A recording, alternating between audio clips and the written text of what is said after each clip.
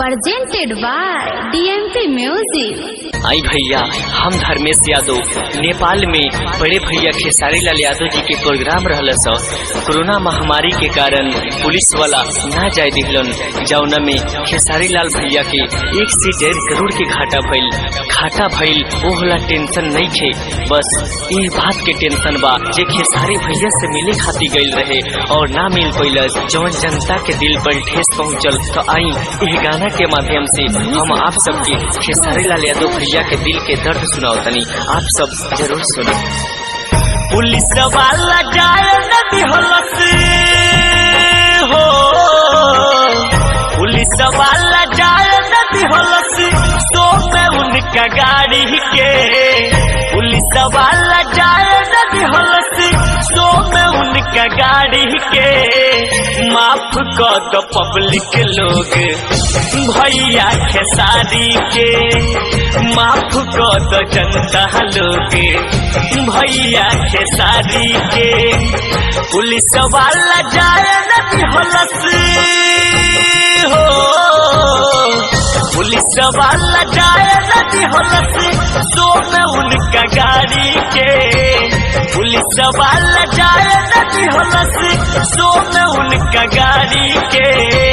माफ कर दो पब्लिक लोग भैया खेसारी के, माफ कर दो जनता लोग भैया खेसारी के।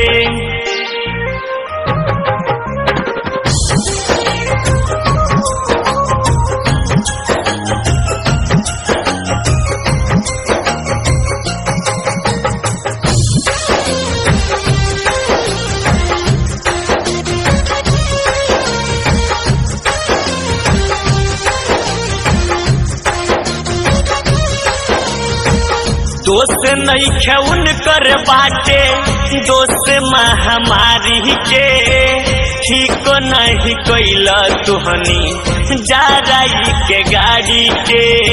अरे भैया, अरे उनकर कहाँ दोस्त रहे हो,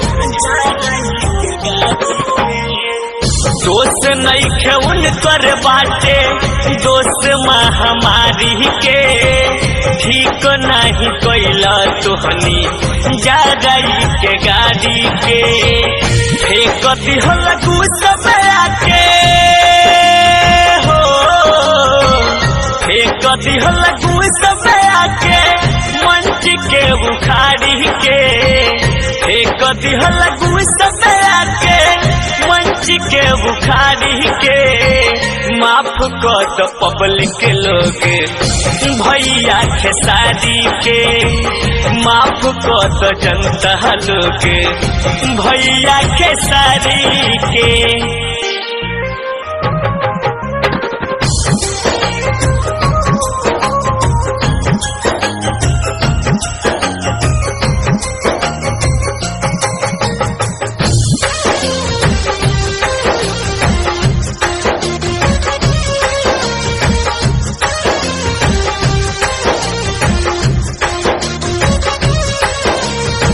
मिहिल खाती तोहनी से अइले नेपाल में, घाटा लागो लेके करोड़ के बारे बुरा हाल में।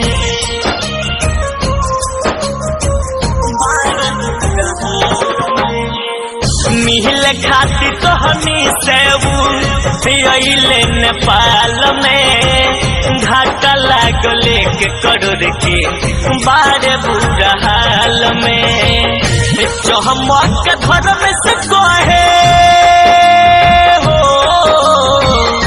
चमक धर्म से कहे दो लोग नगारी के, चमक धर्म से कहे दो लोग नगारी के। माफ कर दो पब्लिक लोग भैया खेसारी के, माफ कर दो जनता लोग भैया खेसारी के। DMP recording studio Delhi.